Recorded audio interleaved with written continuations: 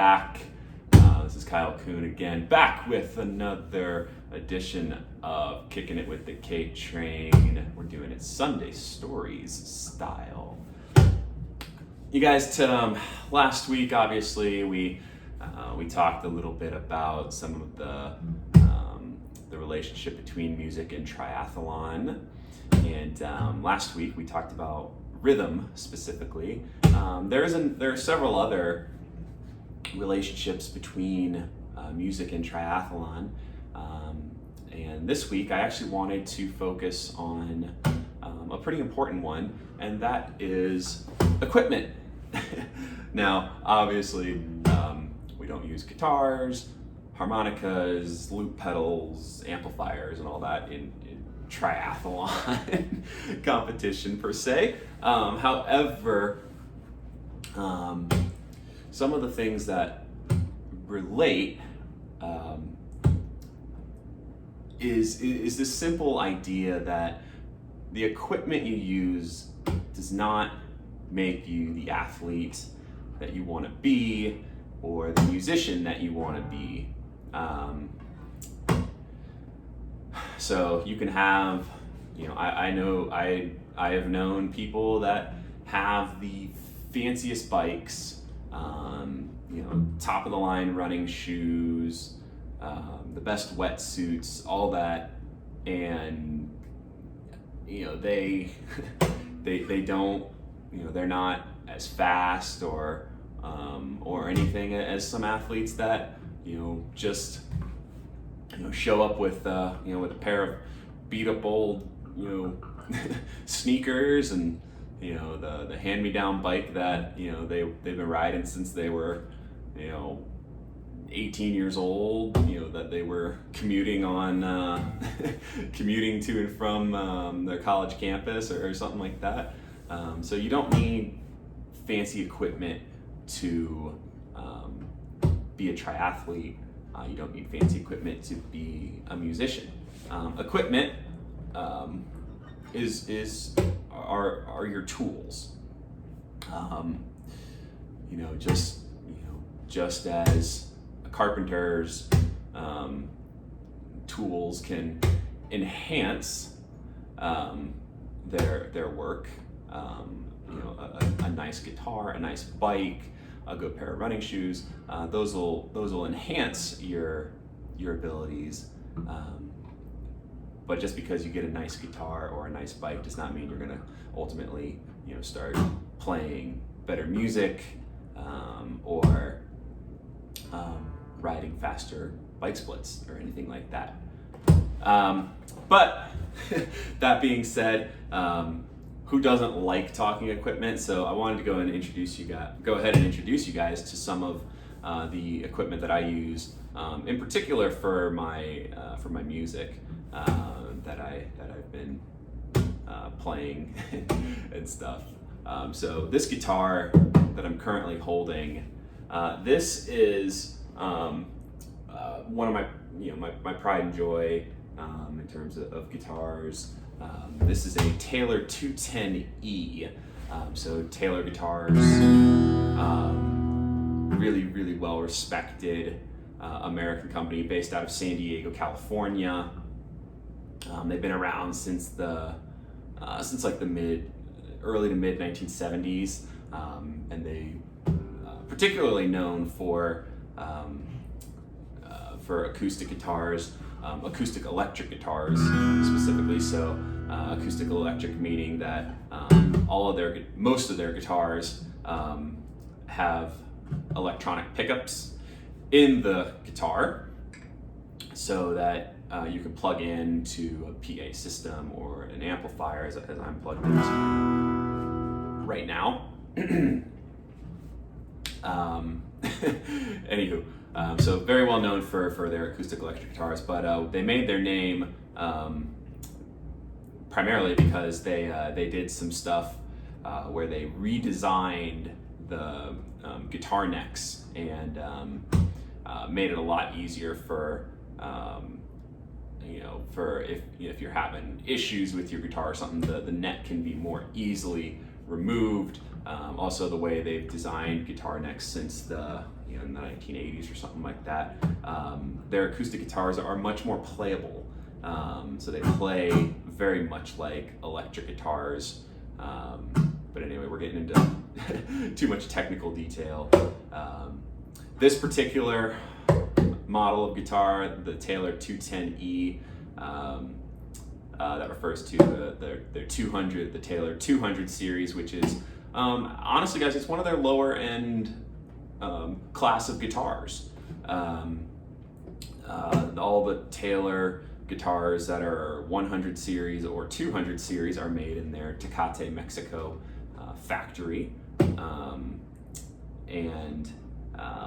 They are still good guitars, very high quality, but they, they're made with layered woods, and there's just some different processes that go into the guitar. So this Taylor 210E, it is definitely not gonna sound the same as, say, a Taylor 910, which is one of their higher end guitars. Now, my first acoustic guitar that I had was a Gibson Baldwin.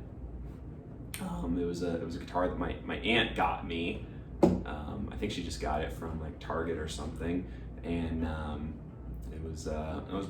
I learned a lot on that guitar, and then I eventually added an electric guitar to having that guitar, so I could play more rock and blues and stuff like that. And that was a Fender Squier Stratocaster.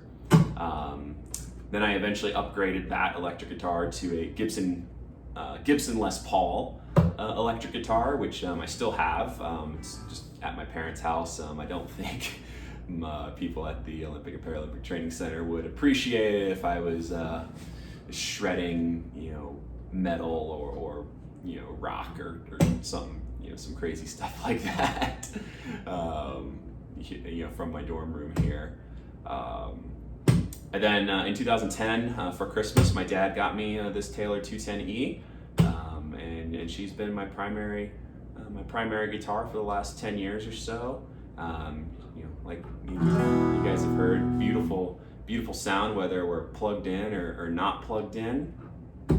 But as with as all my cycling and triathlete friends know, you use various pieces of equipment, even if it's the same piece of equipment, for different things. So, sure, you can ride a road bike on a gravel or dirt road, but you might get better results with a gravel bike or a mountain bike on those same gravel or dirt roads, as opposed to a time trial bike or a road bike. So a few months ago, I started setting aside some money, and I decided to make a new guitar purchase. So I went and I bought this guitar. So this is a Taylor 114 CESBN. So again, Taylor 100 series, so a lower end model of Taylor. But I love Taylor guitars. Just, they make such good quality guitars, and I just absolutely love the work that they do. So I knew I wanted a Taylor, but I also wanted a nylon string guitar, because the nylon string guitar gives you a much different feel and sound, and while I can play, I love playing stuff like jazz and Latin and flamenco and those types of music, and that music just sounds so good on a nylon string guitar. So just for example, here's just a quick little jazz chord progression.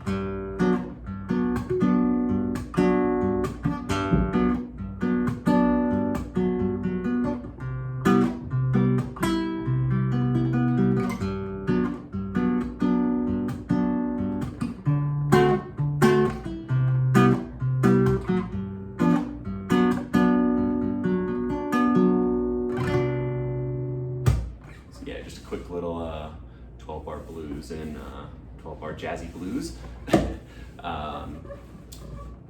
So the nylon string guitar gives you just a great sound, that great soft jazz club, dinner sound, dinner music sound. But I also love playing a more aggressive flamenco or Latin or Hispanic style or Spanish style of music.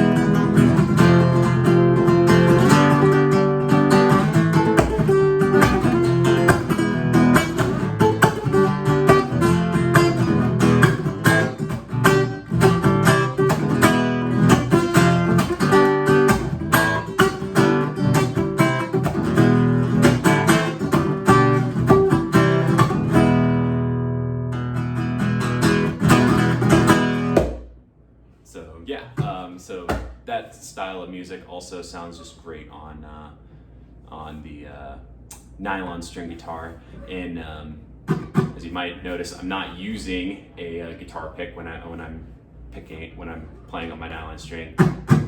While there are times when I don't use it, I will finger pick or strum with my fingers on the steel string guitar.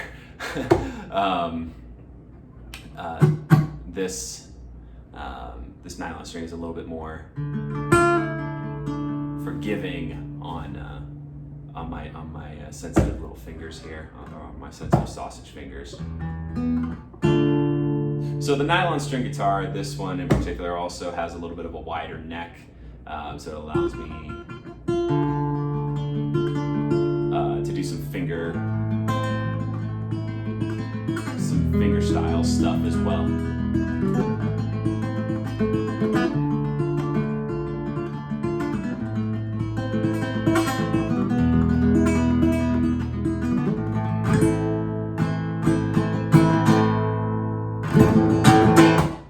So yeah, but in general, I love the sound of the nylon string. And again, this guitar, not Taylor's top of the line Taylor. So I think for example, Zac Brown plays a nylon string Taylor, and his Taylor is made. I think it's made of like rosewood, and it's one of their 900 series. So it's going to sound a lot better than this guitar. But at the end of the day, whatever guitar you put in a guitar player's hands, they're going to make it sound as good as they can make it sound. This guitar sounds great, just in general, but I can make it sound better the better I get. Just like a bike, you can make a bike go faster, the better technique you have, the more power you produce and such. All right, so moving on to just a couple of other pieces of equipment. Since you guys have been staring at it the whole time. This little thing that's hanging around my neck, this is a Lee Oskar harmonica holder. It's a neck holder, and I have a Fender Blues harmonica. It is this particular harmonica that is in the holder right now is an E major diatonic harmonica. Basically, that just means it's in the key of E major. So if I'm playing,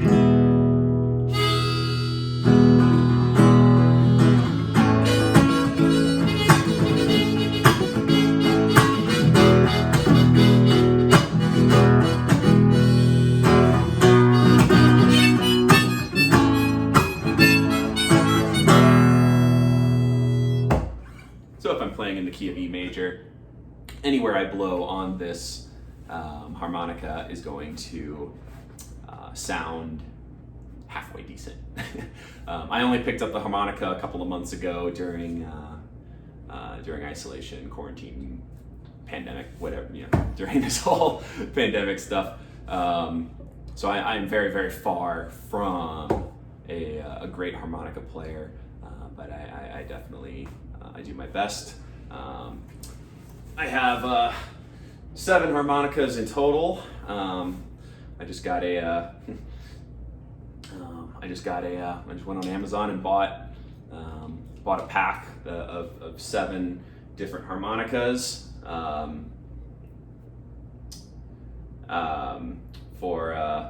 so that I could play key of C. So I could play in different keys. Sorry,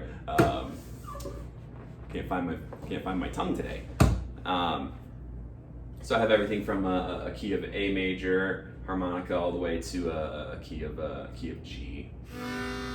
And then I just grabbed a C diatonic harmonica. So I can play in the key of C or A minor with this particular harmonica that I just threw in the neck holder. And obviously the neck holder is for so that when I play guitar,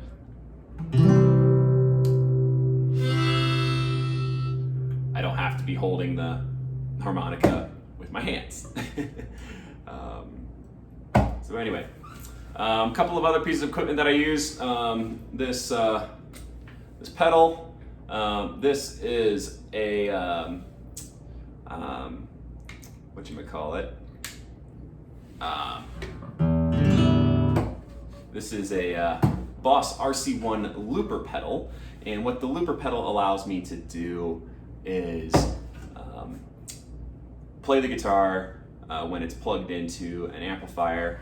I can hit the pedal, record what I'm playing, hit the pedal again, and then play over that, practice my solos. I can practice laying down bass lines or what have you. Or I can record a guitar piece and then just practice the harmonica. So there's lots of things that you can do with the looper pedal. And then the guitar amplifier that I use, guys, I just went on Amazon and I looked for guitar acoustic guitar amplifiers, and Googled acoustic guitar amplifiers, and I had a price range that I could afford, and this guitar amplifier that I wound up getting. This is a Fishman Loudbox Mini. Great sounding amplifier. It was roundly, in all the reviews that I looked at, roundly considered one of the best acoustic guitar amplifiers for its price point. But anyway.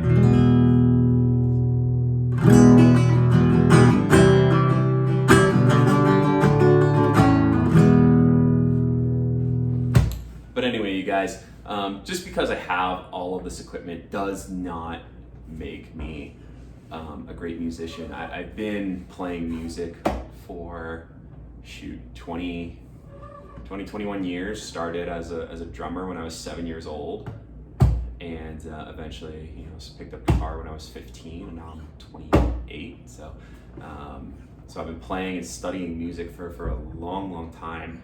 And I still do not have the top of the line stuff, you guys.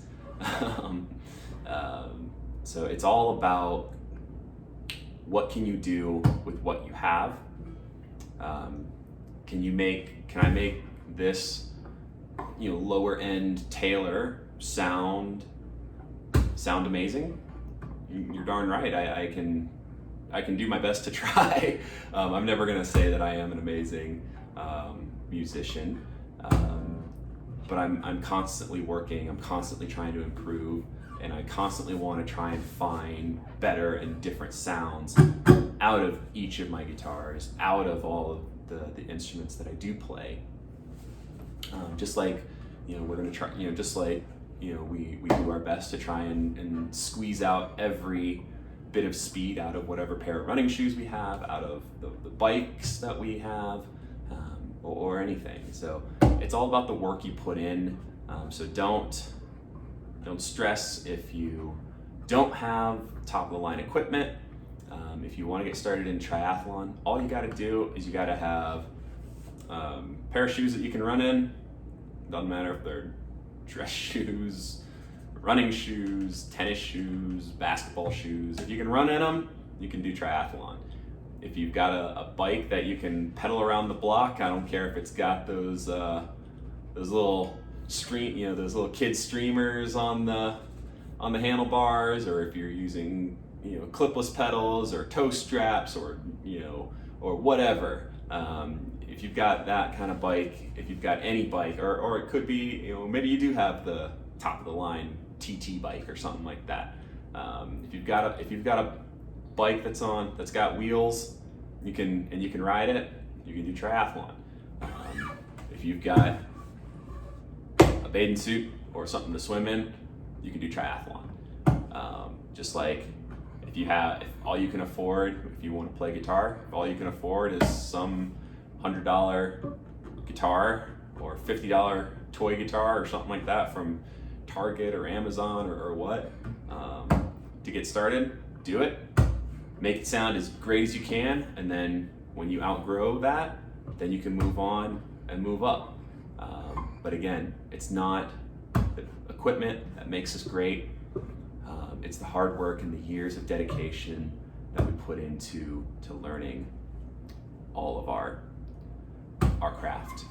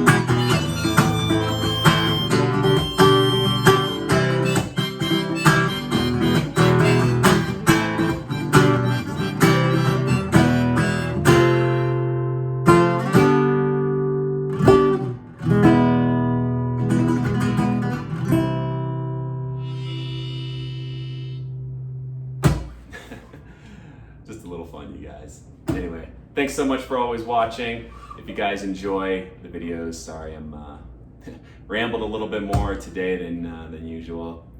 But if you enjoy my videos that I put out there in general, please hit subscribe.